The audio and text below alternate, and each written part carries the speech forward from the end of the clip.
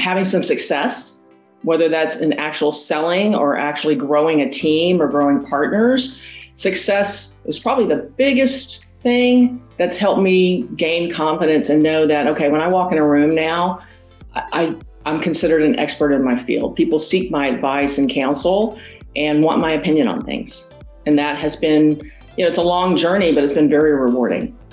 From starting off her career in technology as an office administrator to becoming the head of channel sales in DTEN, Kathleen Blackmon wants to see other women in the channel also find the rewards in their journeys. She joins me to discuss how she found her way and how others can too. Kathleen, thanks so much for taking the time to talk to me today. I just want you to start by talking about your history and your journey in the tech company, how you started to how you got here. Thanks so much, Rachel, for having me. Part of my responsibility as in that admin role was to actually write out and get the commission check signed for the salespeople. And when I realized that there was money to be made in sales, I went to my first sales boss and said, "How do you get into sales?" And he's like, "You know what? You actually have a great personality for sales, and it seems like you're not afraid to talk to people. So let's give you a shot." And he gave me my first shot as an inside salesperson. From there, Blackmon moved on to outside sales as a channel manager.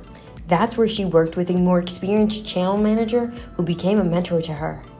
And it was the only female salesperson we had in the company besides myself.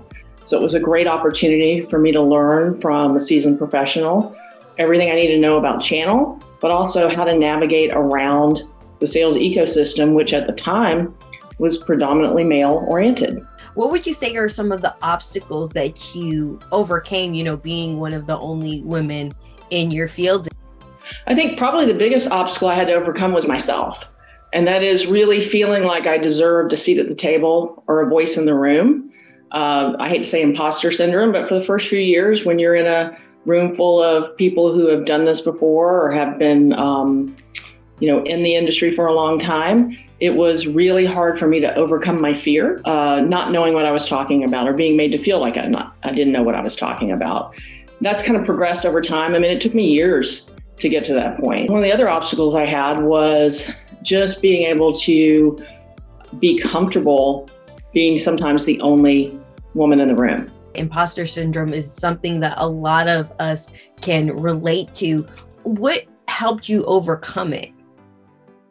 I had some great mentors who helped me believe in myself. Going back to the gentleman who gave me my first sales job through the boss I have today at D10, they've all empowered me and made me feel like the only thing standing in my way is me.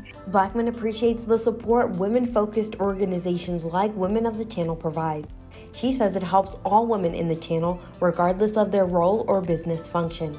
I've been able to surround myself with a good, what I'd like to call a board of advisors that really I can sound things off on. If I'm struggling with growing a channel, or a partner, I can actually reach out to some of my peers who can actually help me connect with the right people or give me solid sound advice on everything from what's going on in the community today, what partners are interested in, all the way to what opportunities are out there for women that I can share with my network.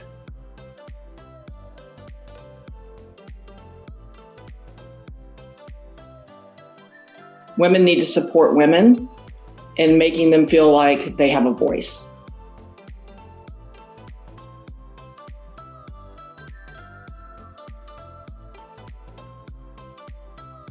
I was a beneficiary of an intercompany and an extra-company mentorship program as well. That is probably a key thing to help women. And I will say that all but one of my mentors have been men.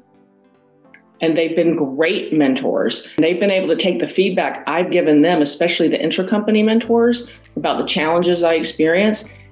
And usually the mentors were C-levels, and be able to take that back to the company and have policies changed over that. For women that are, newer to the industry, what's your advice to them in navigating a journey like this? Work hard to overcome your fear, but not so hard that you become fearless. It's okay to be scared a little. I think that keeps us all honest and keeps us continuing to reach out and ask for help and learn more.